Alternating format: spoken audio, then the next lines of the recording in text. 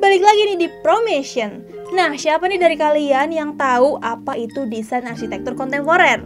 Atau banyak yang belum tahu nih? Nah, jika penasaran, tonton video ini sampai habis ya, karena kita akan mengulas atau memberitahu pada kalian apa itu yang dimaksud dengan desain arsitektur kontemporer. Tonton video ini sampai habis.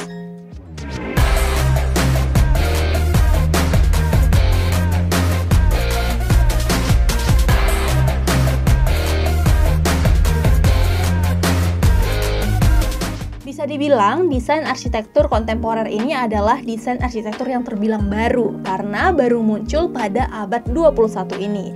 Adapun desain arsitektur kontemporer ini merupakan gabungan dari desain-desain arsitektur yang udah ada sebelumnya seperti minimalis, modern, Skandinavia, atau yang lainnya. Nah, dalam desain arsitektur kontemporer ini Anda tidak akan menemukan nih gaya mana yang dominan. Jadi memang dijadikan satu dan tidak ada yang dominan nih di antara desain-desain yang lainnya seperti desain minimalis tadi atau modern tadi karena memang bentuknya atau sifatnya yang kontemporer. Nah, jika ada yang bertanya, lalu apa dong bedanya desain arsitektur kontemporer dengan desain arsitektur modern?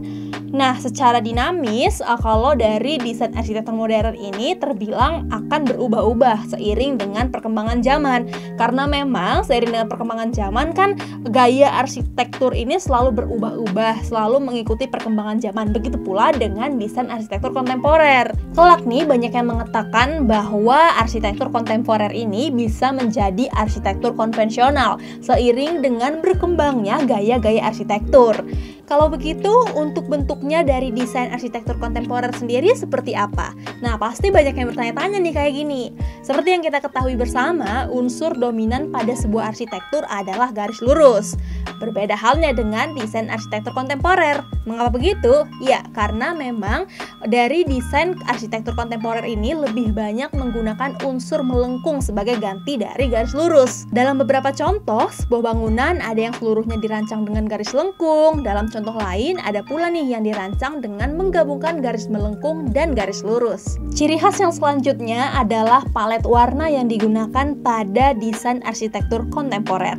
Yang mana desain arsitektur kontemporer ini biasanya menggunakan warna-warna netral seperti abu-abu, putih, ataupun hitam. Ya, jika kalian berpikir sama aja dong dengan desain arsitektur minimalis. Benar banget, karena memang ini nih salah satu unsur yang diterapkan pada desain arsitektur kontemporer yang diambil dari desain arsitektur minimalis, warnanya yang sama. Namun untuk memberikan aksentuasi desain yang menonjol pada spesifikasi gaya kontemporer, nah bisa juga nih kalian menambahkan warna-warna solid yang akan membuat beda antara desain kontemporer Anda dengan desain minimalis. Kalian bisa menambahkan warna-warna solid seperti merah, kuning, hingga jingga. Dengan bantuan teknologi, desain arsitektur kontemporer ini bisa lebih memaksimalkan pemanfaatan ruang, salah satunya menggunakan pencahayaan alami. Jadi, jangan heran jika kalian menemukan rumah-rumah berdesain kontemporer memiliki ukuran jendela-jendela yang cukup besar atau bukaan-bukaan yang besar. Karena memang hal ini bertujuan agar pencahayaan alamiah masuk nih dalam ruangan-ruangan yang ada. Bukan cuma jendela yang besar, biasanya desain arsitektur kontemporer juga menerapkan adanya skylight serta void agar pencahayaan ini bisa maksimal ke dalam ruangan. Nah, ciri terakhir yang bisa dilihat dari desain arsitektur kontemporer adalah atapnya.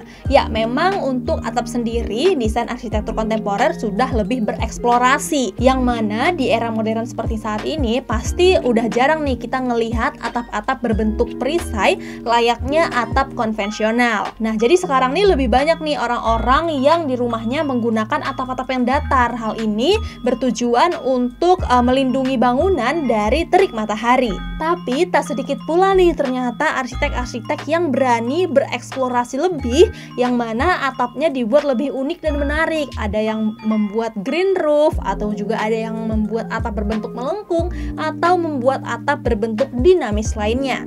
Nah, jadi jika dibandingkan dengan gaya arsitektur lainnya, desain arsitektur kontemporer ini bisa kita katakan adalah desain arsitektur yang lebih bebas untuk berkreasi. Jadi, tidak monoton tuh seperti itu-itu aja karena memang dia mengikuti perkembangan zaman. Desain arsitektur kontemporer juga bisa memberikan lebih banyak ruang nih untuk bereksplorasi serta menambahkan elemen-elemen yang kita inginkan di dalam hunian.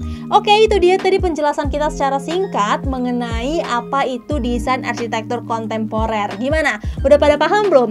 Atau ada dari kalian yang pengen nih huniannya memiliki atau mengusung konsep desain arsitektur kontemporer? Komen di bawah kalau ada ya. Nah, jika kalian suka dengan video ini, jangan lupa nih tekan tombol like dan share ke seluruh sosial media yang kalian punya.